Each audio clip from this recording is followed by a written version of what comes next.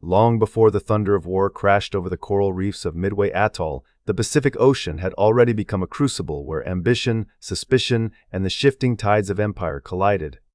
The story of the Battle of Midway cannot be told without first unraveling the tangled web of events and decisions that drew Japan and the United States inexorably toward conflict. Their relationship, once marked by diplomatic gestures and mutual curiosity, gradually soured through decades of growing distrust and rivalry. The roots of this tension stretch back to the early 20th century, when Japan emerged as a formidable military power in East Asia. Its victories over China in 1895 and Russia in 1905 signaled a new era. Japan was no longer content to remain in the shadow of Western empires. Instead, it sought a voice among the world's great powers and, increasingly, control over the resources and territory of its neighbors. The Immigration Act of 1924, passed by the United States, further strained relations. This law, which excluded Japanese immigrants, was perceived in Tokyo as an affront to national pride and dignity. In the years that followed, Japanese militarism gained ground, and the nation's leaders began to look beyond their home islands for the means to secure their country's future. The 1930s brought a decisive turn. Japan launched aggression in China, capturing Manchuria in 1931 and plunging deeper into the Asian mainland. Observers in Washington watched with growing alarm as Japanese forces carved out a sphere of influence across East Asia. The United States, unwilling to accept this expansion, responded with a series of economic embargoes, including restrictions on oil and steel exports, two commodities essential to Japan's military machine. For Japanese leaders, who envisioned their nation as the dominant power in Asia, these embargoes felt like a slow strangulation, a direct challenge to their ambitions and security. By the late 1930s and into 1941, the Pacific had become a powder keg. The United States, anticipating the possibility of war, began preparations for military action. Tensions escalated sharply, with diplomatic negotiations failing to bridge the widening gulf between the two countries. The situation reached a breaking point on December 7, 1941. In a meticulously planned assault, Japanese carrier aircraft struck the United States Pacific Fleet at Pearl Harbor, Hawaii. The attack was devastating. Battleships burned in the harbor, and more than 2,000 Americans lost their lives. In the words of many historians, this event became the catalyst for the United States' full entry into World War II and the dawn of the Pacific War. In the immediate aftermath of Pearl Harbor, Japanese forces swept across the Pacific with astonishing speed. They seized territory from the Philippines to Malaya, from the Dutch East Indies to the Solomon Islands. The Allies, reeling from these early defeats, faced a bleak reality. The United States Navy's battleship fleet, once the backbone of American sea power, had been crippled at Pearl Harbor. In the months that followed, the United States was forced to rely on its aircraft carriers and submarines, vessels that had largely escaped destruction during the attack. The first 6 months of the Pacific War were grim for the Allies. Japanese advances seemed unstoppable. Their strategy aimed not only at expanding their territory, but at isolating Australia, cutting off Allied supply routes, and threatening vital American and British positions across the region. The sense of urgency in Washington was palpable. The United States government and military planners recognized that, for all its industrial might, the nation was not yet fully prepared for a two-ocean war. Strategic priorities dictated that the European theater, where Nazi Germany threatened to dominate the continent, would come first. Yet the Pacific could not be ignored. Every reversal there risked emboldening Japan and undermining Allied morale. In this context of anxiety and determination, a bold plan took shape. In April 1942, just 4 months after Pearl Harbor, the United States struck back in a way that was both audacious and symbolic. The Doolittle Raid, as it would become known, involved 16 Army bombers led by Lieutenant Colonel James H. Doolittle, a celebrated aviator and innovator. These B-25s, launched from the deck of the carrier United States Ship Hornet, flew over Japan and dropped bombs on targets in Tokyo and several other cities. In terms of physical destruction, the raid was limited. Japanese casualties were relatively low, and the industrial damage was minimal, but the psychological impact was profound. For the first time, the Japanese home islands had been struck from the air, shattering the illusion of invulnerability that military leaders had sought to maintain.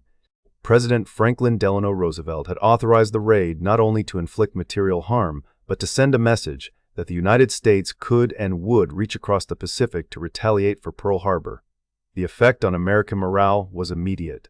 News of the raid electrified the public and provided a much-needed boost to national confidence at a time when setbacks dominated the headlines.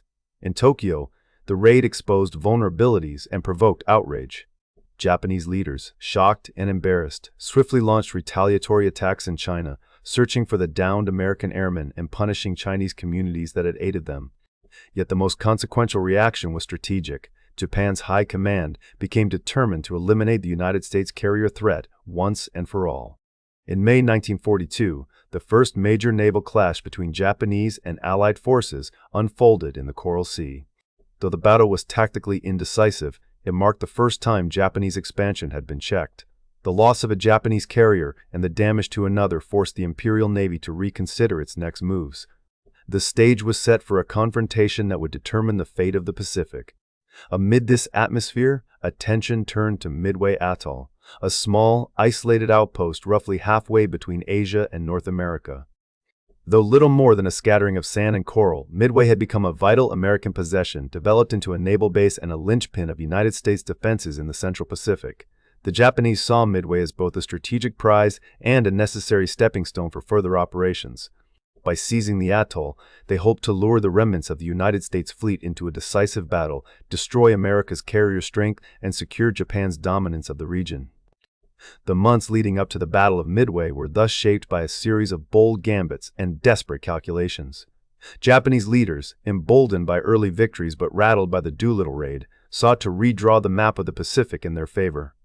American commanders, battered yet unbowed, scrambled to recover, innovate, and strike back whenever possible. The convergence of these ambitions, anxieties, and strategies set the Pacific on a collision course. As dawn broke on June 4, 1942, over the waters near Midway, the world stood on the threshold of a battle that would alter the trajectory of the war.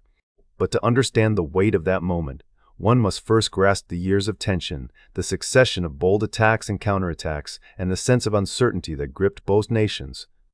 The Prelude to Midway was a story of ambition and retaliation, of pride wounded and resolve tested, a story that shaped not only the fates of Japan and the United States, but the very course of the Second World War. The path to Midway was not only charted on the open seas, but also quietly and painstakingly mapped in rooms filled with the hum of radio intercepts and the clatter of typewriters. Here, far from the roar of engines and the salt spray of the Pacific, a different kind of battle unfolded. A contest of wits and patience, deception and revelation between the cryptanalysts of the United States and the planners of the Imperial Japanese Navy. The outcome of this struggle would ultimately decide who would hold the initiative in the Pacific and, perhaps, the fate of the war itself. At the heart of this story was a group of American codebreakers working at Station HYPO, tucked away in Pearl Harbor. Led by Commander Joseph Rochefort, with Lieutenant Commander Thomas H. Dyer as a key codebreaker, these men and women were tasked with unraveling the secrets of the Japanese naval code, known as JN-25. This was no easy feat. The code was complex, changed regularly, and was protected by layers of super-encipherment. Yet, as the spring of 1942 wore on, the team at Station HYPO, alongside other Allied cryptanalytic units, made steady, incremental progress. Each fragment of intercepted message, each small breakthrough, brought them a step closer to understanding the enemy's intentions. By May, Station HYPO had begun to assemble a mosaic of Japanese intentions that suggested a major operation was imminent. Messages intercepted and partially decrypted spoke of a target referred to only as AF. The Japanese, careful as ever, did not reveal the true identity of this objective in their communications, and in Washington, there was skepticism about the conclusions being drawn from the limited intelligence available. The debate was not merely academic. If AF were, as Rochefort and his colleagues strongly suspected, the code name for Midway Atoll, then the United States Navy would need to prepare for a massive assault. If they were wrong, precious resources could be wasted in the wrong place, leaving the real target vulnerable. The intelligence contest was not simply about breaking codes, it was about bridging the persistent gap between those who analyzed information and those who made decisions. The story of Midway would come to illustrate the critical importance of that relationship. At Station HYPO, the codebreakers believed firmly in their assessment, but they needed proof that would convince the higher echelons of command. It was here that a moment of ingenuity tipped the scales. Working with Pacific Fleet Headquarters, the cryptanalysts devised a ruse. Operators on Midway were instructed to send an uncoded radio message reporting a shortage of fresh water. It was a simple deception, but a clever one. Soon after, the Japanese sent a coded message noting that AF was experiencing a water shortage. For Rochefort's team, this was the confirmation they needed. AF was indeed Midway. With the target identified, the next challenge was to determine the timing and scale of the Japanese attack. Codebreakers, scanning intercepted messages, identified not only the date of the planned assault, but also details about the enemy's order of battle, the composition of the Japanese fleet, and the direction from which it would approach. This level of predictive accuracy was rare, and it gave the Americans a precious opportunity to prepare an ambush. Admiral Chester Nimitz, now armed with this intelligence, made the decision that would shape the coming battle to position his own carriers and supporting ships northeast of Midway, lying in wait for the Japanese task force. The Japanese, for their part, remained convinced that their communications were secure. They had every reason to expect surprise and overwhelming force to carry the day, relying on what they believed to be the superiority of their carriers and air crews. Meanwhile, United States patrol planes scoured the vastness of the Pacific, searching for signs of the approaching enemy. As the date of the attack neared, more pieces of the puzzle fell into place. The Americans intercepted further messages confirming the makeup of the Japanese invasion fleet and the timing of its movement.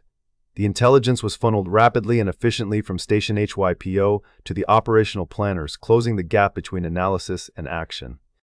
This flow of information was not without its challenges.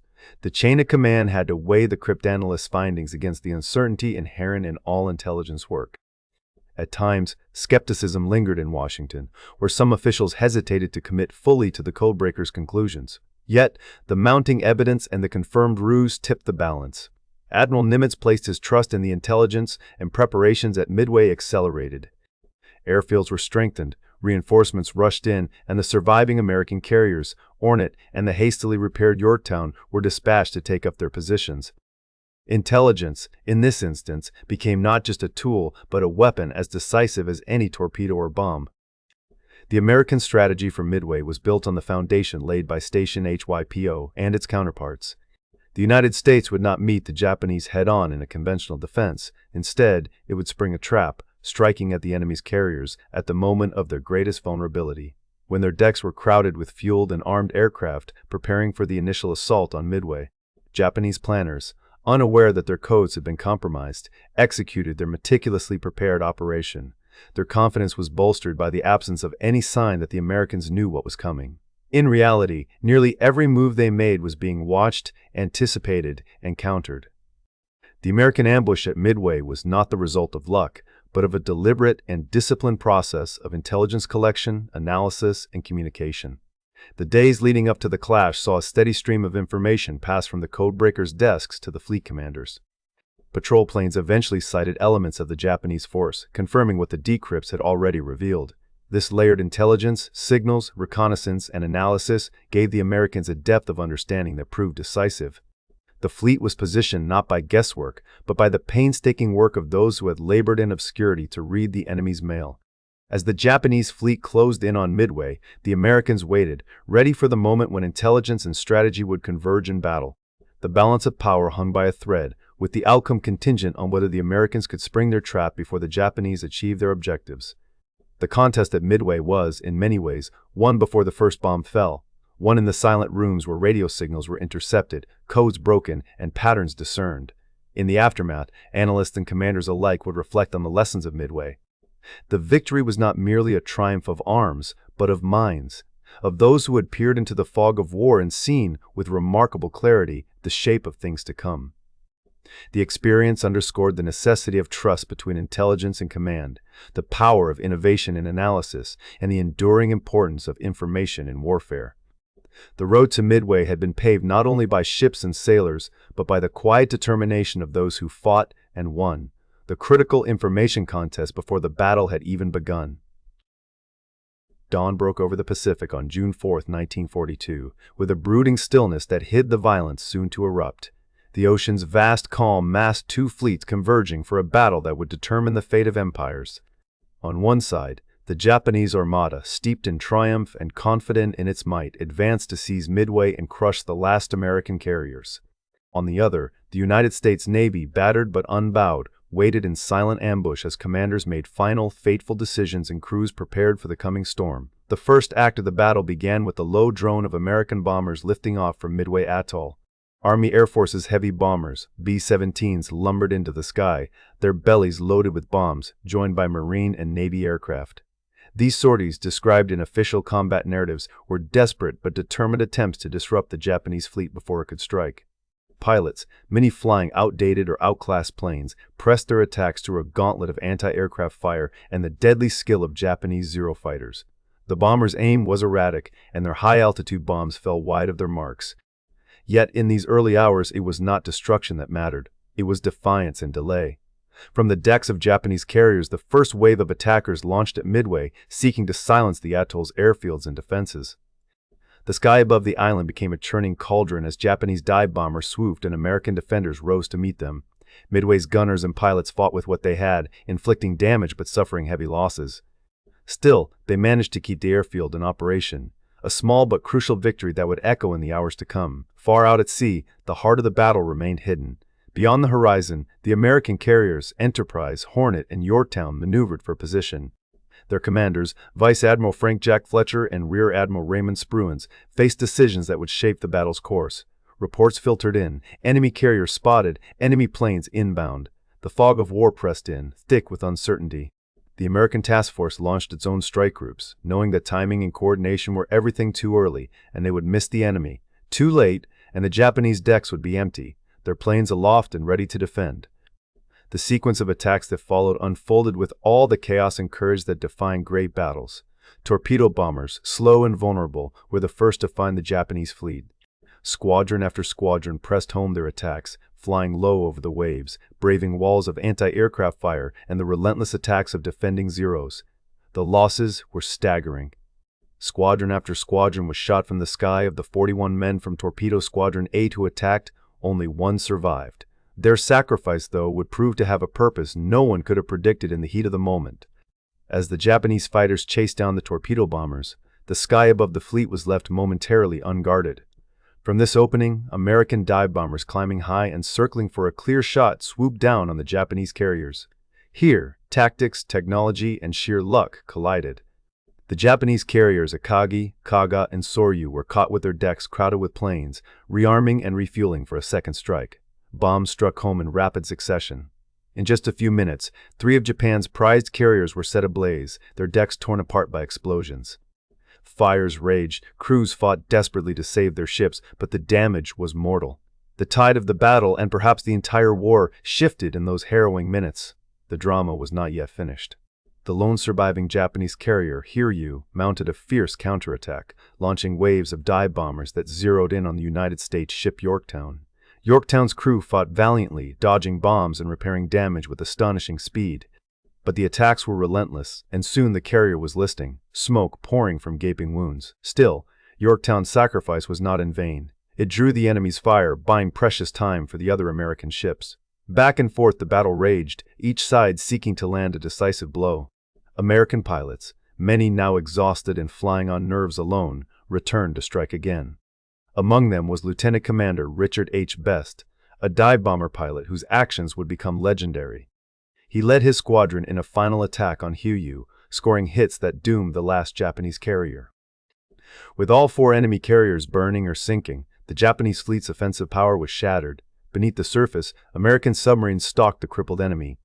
As the battered Japanese ships withdrew, the submarine United States ship Nautilus torpedoed the already doomed Kaga, hastening its end. The ocean, stained with oil and fire, swallowed the wreckage and many of those who had fought so fiercely. The battle's outcome hung on a series of decisions made in moments of greatest uncertainty. The Japanese commanders, believing they held the initiative, hesitated at key junctures, delaying rearming their planes and shifting targets in response to confusing reports. These delays, historians believe, allowed the American strike groups to arrive at precisely the wrong moment for the Japanese and the right one for the United States Navy. On the American side, the split-second choices of admirals and aviators alike, when to launch, which targets to attack, how to coordinate their scattered squadrons, transformed a risky ambush into a stunning victory. Technology, too, played its part. The Japanese carriers boasted experienced crews, fast aircraft, and efficient flight deck operations, but their defensive tactics proved vulnerable to coordinated American attacks.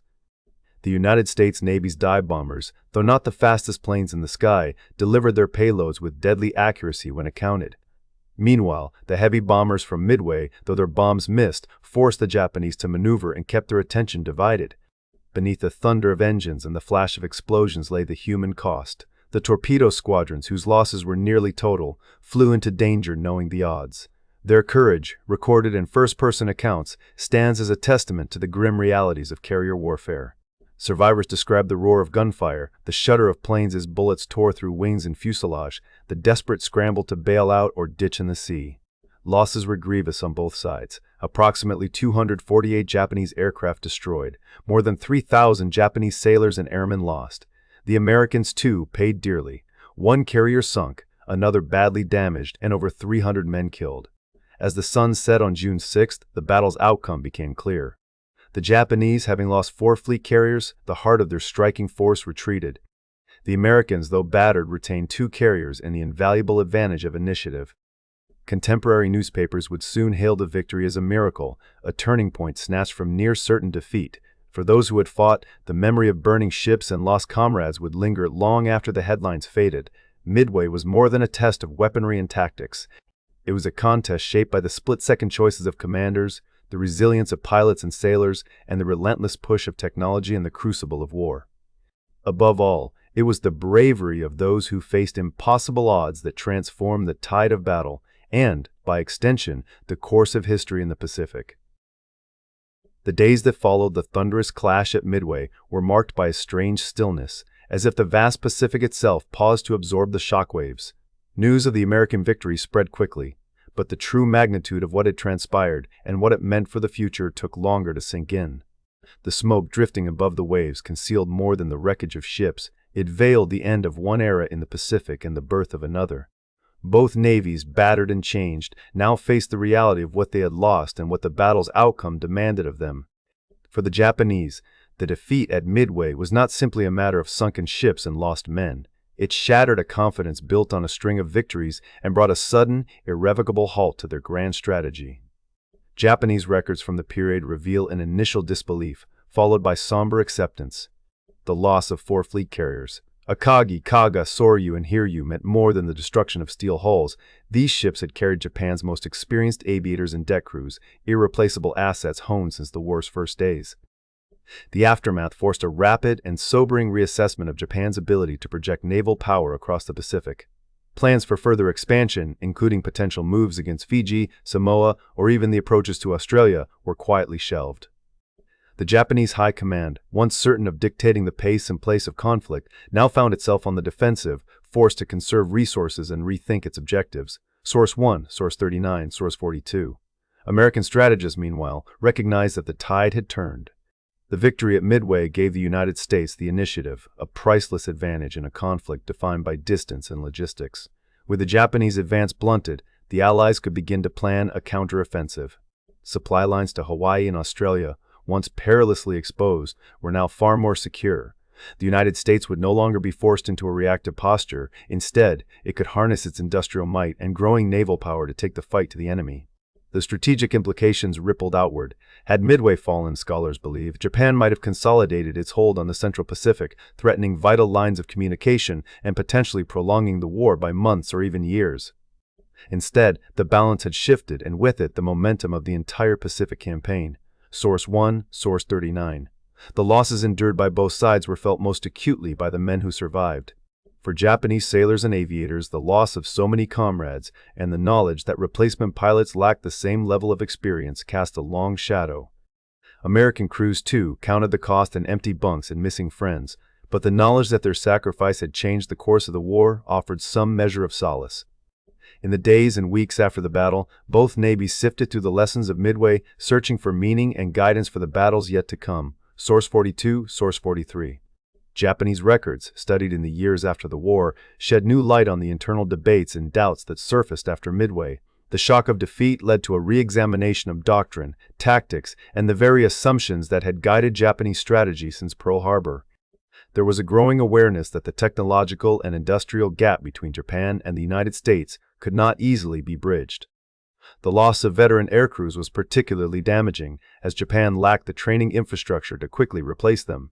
From this perspective, Midway was not just a defeat but the beginning of a long, grinding attrition that Japan was ill-equipped to sustain. Source 42. For the Americans, the victory at Midway became a case study in the value of intelligence, adaptability, and bold decision-making. Naval commanders pored over the details of the engagement, identifying what had worked and what could be improved.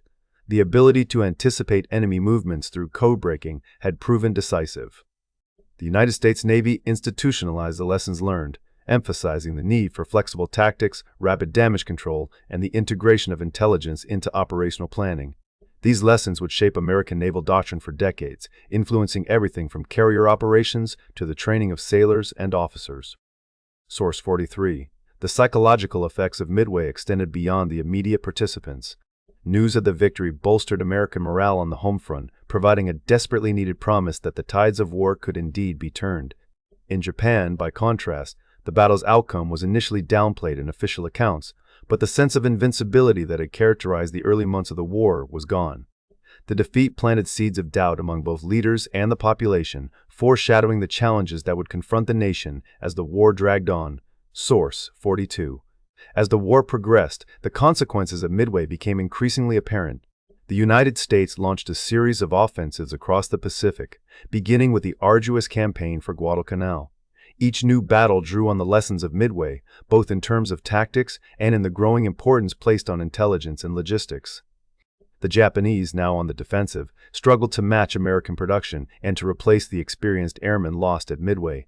The initiative had shifted, and with it the strategic calculus of the entire Pacific theater. Source 39, Source 43. The end of the war would bring even greater changes. With Japan's eventual defeat, the Allies occupied the country and embarked on a sweeping program of reconstruction and reform.